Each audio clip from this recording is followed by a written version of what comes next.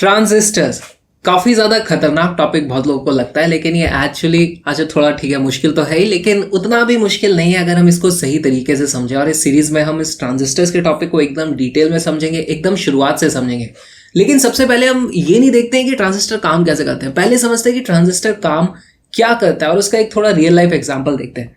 मान लो यहाँ पर बहुत सारे एस्पिरेंट्स हैं जिनको कोई एग्जाम क्लियर करना है, IIT JEE नीट या कोई सा भी एग्जाम हो सकता है। तो यहाँ पर हमारे पास कुछ लिमिटेड नंबर ऑफ सीट्स होती हैं और यहाँ से सभी एस्पिरेंट्स चाहते हैं कि हम उन सीट्स को ले लें, ठीक है। तो वो सीट्स की तरफ भागते हैं, तैयारी करते हैं, बहुत सारी तैयारी करते हैं, लेकिन हमको पता है कि सीट्स लिमिटेड है, कुछ ही लोगों का सिलेक्शन होगा। तो वो जो सेलेक्ट हो जाते हैं वो तो खुश हो जाते हैं, और बाकी लोग जो रह जाते हैं, यहाँ से तैयारी तो बहुत सारे लोग कर रहे थे, सबका सिलेक्शन नहीं होगा, बहुत सारे लोग इधर बच जाएंगे। तो यहाँ पे एक गार्ड बैठा हुआ बोलेगा जिन जिन का सिलेक्शन नहीं होगा वो चप्पल मार के इस तरफ वो बाहर कर देगा। तो ऐसा ही कुछ होता है हमारे ट्रांजिस्टर्स में। देखो, सभी ट्रांजिस्टर्स में एक चीज कॉमन होगी कि यहां से मान लो 100 यूनिट चार्ज गया है या फिर 100 इलेक्ट्रॉन्स गए, आप इस तरीके से समझ सकते हो, कोई भी 100 चीज जा रही है तो उसमें से कुछ इस तरफ निकल आएंगी, जैसे कि दो का सिलेक्शन हो गया, तो बचे कितने? इस तरह बचते हैं हमारे पास 98। सभी ट्रांजिस्टर्स में यही चीज हो रही होती है, हमारे पास ये एक फिक्स्ड रेशियो होता है। जैसे कोई जरूरी नहीं है यहाँ पर 2 और 98 ही आए, ऐसा भी हो सकता है किसी और ट्रांजिस्टर में हमारे पास यहाँ से 100 जा रहे थे, इस तरफ हमारे पास 95 आए और यहाँ पर सिर्फ 5 का सिलेक्शन हो। तो इस तरीके से हमारे पास सभी ट्रांजिस्टर्स काम करते हैं और इसको समझना बहुत जरूरी है। यहाँ पे एक चीज, वो क्या कि यहाँ पर ये जो नंबर है, ये जो नंबर ऑफ सीट्स है, वो डिसाइड करता है कि कितने एस्पिरेंट इस तरफ आ रहे हैं। इसका एक एग्जाम्पल देखते हैं।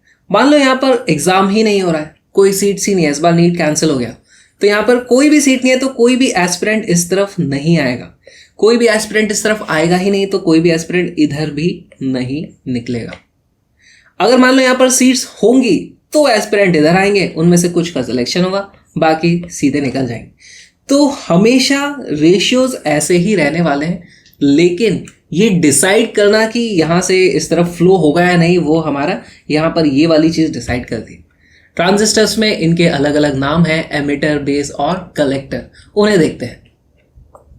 ट्रांजिस्टर इस तरीके से हमारे पास एक सेमीकंडक्टर डिवाइस होती है जिसमें 3 टर्मिनल्स होते हैं। तीनों टर्मिनल्स के कुछ नाम है। अच्छा, ट्रांजिस्टर्स को ट्रायोड भी बोला जाता था क्योंकि उसमें 3 टर्मिनल्स होते थे। तो ट्रांजिस्टर में एक टर्मिनल होता है हमारा एमिटर, EMITTER, दूसरा हमारे पास होता है बेस, BASE, और तीसरा होता है हमारे पास कलेक्टर। इन तीनों कनेक्टर्स में या फिर इन तीनों वायर्स में कुछ ना कुछ करंट होगा। उस करंट के भी हम नाम रख सकते हैं, जैसे कि एमिटर में जो करंट है उसको हम बोल देंगे IE, एमिटर का करंट। बेस में जो करंट है उसको हम बोल देंगे IB, और कलेक्टर में जो करंट है उसको हम बोल देंगे IC। अभी हमने थोड़ी देर पहले देखा था, क्या देखा था कि हमारे पास कुछ इस तरह का डायग्राम होता है। यहां से होता है IE, यहां पे हो जाएगा IC और यहां पे हो जाएगा IB। तो हम एक इक्वेशन लिख सकते हैं। देखो यहाँ पे हमें करंट क्या देख करके पता चल रहा है कि एमिटर में जो करंट है, यहाँ पे जो करंट है वो इस करंट और इस करंट का सम है।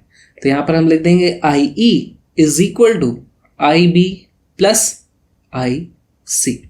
अगर यहाँ पर ट्रांजिस्टर की जगह हम ऐसे सीधे 3 तार को भी जोड़ देते तो ये वाली इक्वेशन तो तब भी वैलिड होती, IE is equal to IB plus IC। तो ट्रांजिस्टर में ऐसा खास क्या है?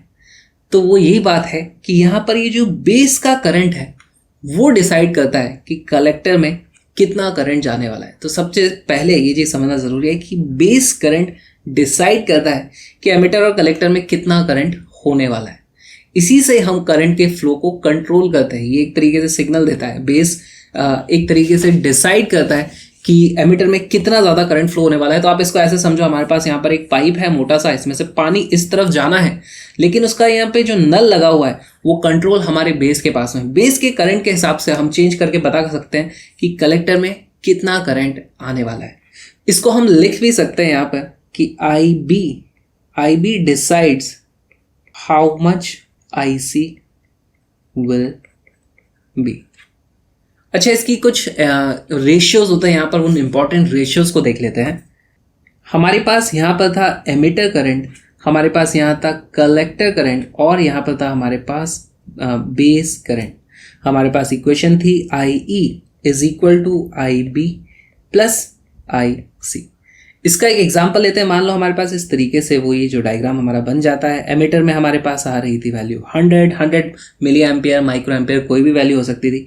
तो यहाँ पर आ जाएगा हमारे पास मान लो 2 और यहाँ पर आती है वैल्यू 98। ये एक ट्रांजिस्टर है, उस पर्टिकुलर ट्रांजिस्टर के लिए इनका जो रेशियो होता है वो कांस्टेंट आता है। अगर मैं यहाँ पर 100 नहीं दूंगा, मान लो मैं यहाँ पर सिर्फ 1 बेस करंट लेता, बेस डिसाइड करता है कि यहाँ पर कितना आएगा, तो इन दोनों के बीच में एक रेशियो आता है।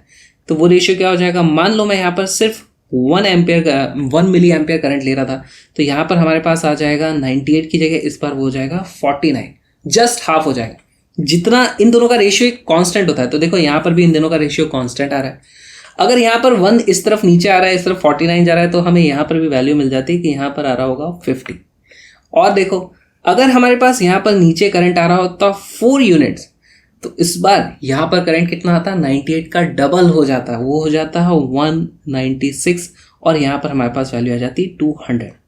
तो किसी भी पर्टिकुलर ट्रांजिस्टर के लिए हम देखते हैं कि बेस और कलेक्टर करंट का रेशियो कांस्टेंट होता है।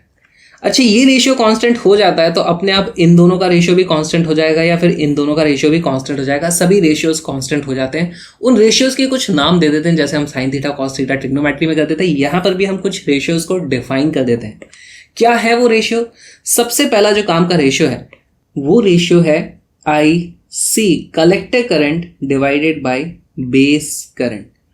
तो इसकी वैल्यू होती है, इसको बीटा बोला जाता है। इस बीटा को और एक चीज बोलते हैं, वो होता है करंट गेन। यानी बेस करंट और कलेक्टर करंट का जो भी रेशियो है उसको हम बीटा बोलते हैं। जैसे इस केस में अगर आप बीटा की वैल्यू कैलकुलेट करना चाहोगे तो यहाँ पर देखो बीटा की वैल्यू आ जाती है 98 डिवाइडेड बाई 2 यानी कि 49। यहाँ पर भी बीटा की वैल्यू सेम आएगी क्योंकि सेम ट्रांजिस्टर है, तो ये भी आ जाता है 49। और यहाँ भी बीटा की वैल्यू आ जाती है 196 डिवाइडेड बाई 4 यानी कि 49। और एक रेशियो यहाँ पर इंपॉर्टेंट है, वो रेशियो है collector current divided bye emitter current. इसको हम बोलते हैं अल्फा। अच्छा, अल्फा की वैल्यू कितनी हो जाएगी? फॉर एग्जांपल अगर हम यहाँ पर देखें तो अल्फा क्या हो जाएगा, कलेक्टर करंट यानी कि 98 divided by emitter current. Emitter current यहाँ पर है 100।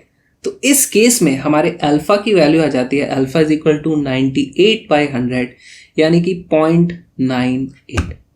यहाँ पर भी आप देखोगे तो सभी जगह हमारे अल्फा की वैल्यू आने वाली है 196 डिवाइडेड बाई 200 यानी फिर से 0.98। क्योंकि ये सेम ही ट्रांजिस्टर था तो अल्फा और बीटा तो सभी जगह सेम आने ही थे।